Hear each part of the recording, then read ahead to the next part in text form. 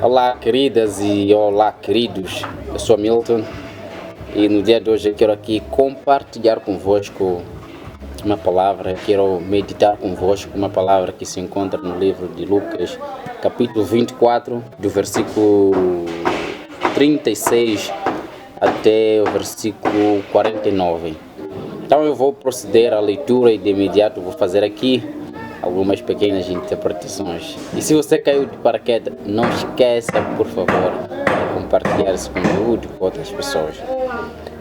Então, a palavra do Senhor começa da seguinte forma: enquanto isto diziam, Jesus apresentou-se no meio deles e disse-lhe. Então, para entender o contexto, que tinha lá uns 2 discípulos, andavam a falar sobre Jesus, depois Jesus apareceu no meio deles, e depois esses discípulos estavam juntamente com os outros discípulos fechados, né, numa sala, e falavam de Jesus. Enquanto isto diziam, Jesus apresentou-se no meio deles e disse-lhes: a paz esteja convosco. E essa é a primeira lição que eu quero aqui deixar: a paz esteja conosco. Eu sei que no mundo nós temos muitas tribulações, temos muitos desafios, temos muitas preocupações de vez em quando, e essas preocupações acabam tirando às vezes a nossa paz. Mas eu quero te dizer uma coisa que nem sei eu que estou a te dizer. O próprio Jesus disse assim: a paz esteja convosco. Mediante tudo que acontece na vida, mediante todo o sofrimento, mediante todo o esforço, mediante todos os desafios, o mais importante é você estar em paz. Esteja em paz tanto como no seu espírito, porque eu acredito que o próprio Espírito Santo também habita num ser em que tem uma paz interior. Não tem como o Espírito Santo habitar em ti se você vive sempre perturbado espiritualmente. Então, viva em paz. Por isso Jesus diz assim: a paz esteja convosco. Sendo assim, a paz que esteja conosco. Aleluia. Então, continuando com a leitura, dominados pelo espanto e cheios de temor, julgavam ver um espírito. Em outras traduções dizem-se julgavam ver um fantasma. Então, dominados pelo espírito, pelo espanto e cheios de temor, julgavam ver um espírito. Disse-lhes então, eu que vou me focar muito no que Jesus dizia: por que estás perturbado e por que surgem tais dúvidas nos vossos corações? Aqui Jesus falava para os discípulos, mas acreditem que no dia de hoje, nós é que somos os tais discípulos, nós é que somos discípulos de Jesus. Então a pergunta está sendo feita aqui, foi feita para os discípulos, porque eles estavam perturbados e estavam em dúvida nos corações, porque não estavam em dúvida se realmente Jesus, como que um Jesus poderia ser crucificado. Ele tinha essas dúvidas, como que Jesus como que Jesus ressuscitou, como que um Jesus que tinha que lutar pelo Israel, como que eles esperavam um Jesus político, né? E viram um Jesus diferente. Então eles estavam perturbados com essas coisas. Jesus diz assim: por que vocês estão perturbados? Nós vamos perceber que lá mais em diante o próprio Jesus explica que, olha, era preciso que aquilo acontecesse. Era preciso com que era preciso com que as profecias se cumprissem. Eu fiz o meu dever. Era preciso com que eu morresse para que tudo isso acontecesse, para que eu pudesse ressuscitar. Então não vos preocupem, eu já vos disse isso, que eu devo morrer para cumprir o propósito de Deus. É o que Jesus estava a explicar para os discípulos. Mas no dia de hoje a pergunta também está sendo feita para nós: por que nós estamos perturbados e por que nós temos dúvidas no coração? Nós estamos perturbados por muita coisa que acontece no mundo. Às vezes estamos perturbados por coisas que são coisas que não deveríamos nos preocupar. Às vezes estamos com dúvida do próprio Jesus. Será que Jesus existiu? Será que Deus existe? Querida, olhe para si. Querido, olhe para si, o ar que você respira. Olhe para os órgãos que você tem. Ninguém consegue fazer isso. Olha para a natureza. Você acha mesmo que isso veio num mero acaso? Existe assim Deus. E não duvide. Ele existe. Não duvide dele. Ele existe. Então a pergunta está sendo feita para nós: por que vocês estão perturbados? Fiquem em paz. Não fiquem perturbados. E não tenham dúvida nos vossos corações sobre a existência ou não existência de Deus. Deus existe. Não tenham essas dúvidas. Continuando, Jesus começou a mostrar provas de que eu não sou não sou fantasma. Eu sou o próprio Jesus. Olha só, veio das minhas mãos, os meus pés. Eu sou eu mesmo. Tocai-me. E olhai que um espírito não tem carne. Ou seja, um fantasma não tem carne nem ossos. Como verificaste que eu tenho? Dizendo isto, mostrou-lhe as mãos, os pés.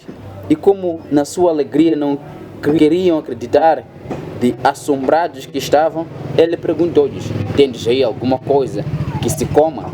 E deram-lhe um bocado de peixe assado e, tomando-o, comeu diante deles. Isso tudo era para mostrar que realmente ele era o Jesus Cristo, porque eles estavam com dúvida. E aqui me veio uma coisa na cabeça de imediato, que às vezes Deus faz de tudo, Jesus faz de tudo para que nós possamos enxergá-lo.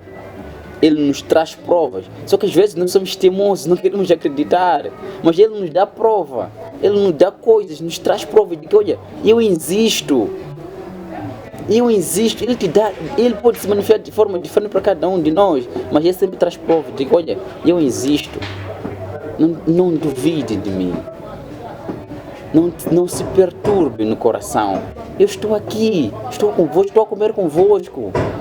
Eu estou aqui, estou a comer esse peixe assado. Não se perturbem nos vossos corações.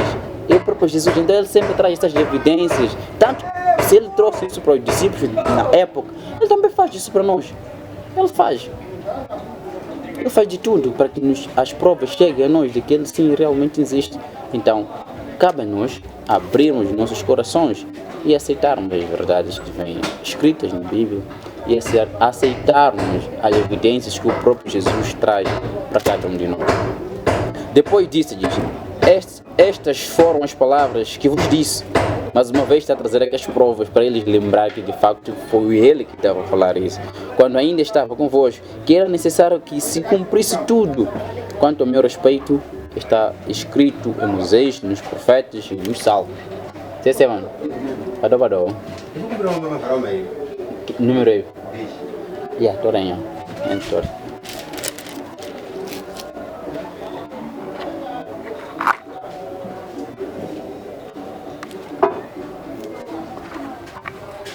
Disse-lhes: estas foram as palavras que vos disse quando ainda estava convosco, que era necessário que se cumprisse tudo quanto a meu respeito está escrito em Moisés, nos profetas e nos salmos.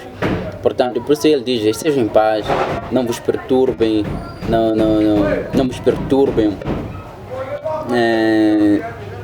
não criem dúvidas em vossos corações, não se perturbem, dizendo: mas por que um Messias morreu na cruz?